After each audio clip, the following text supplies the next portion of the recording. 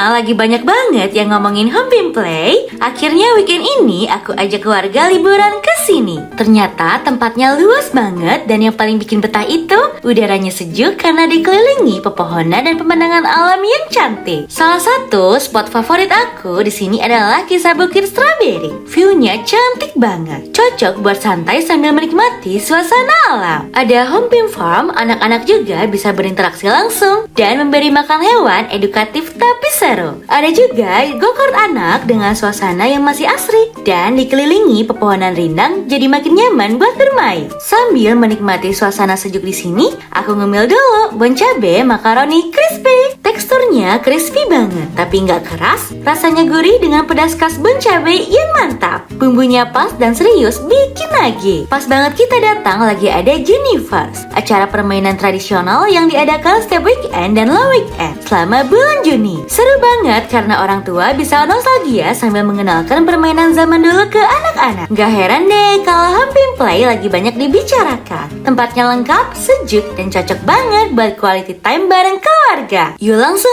aja ajak keluarga kamu ke sini ya. Untuk alamatnya di sini.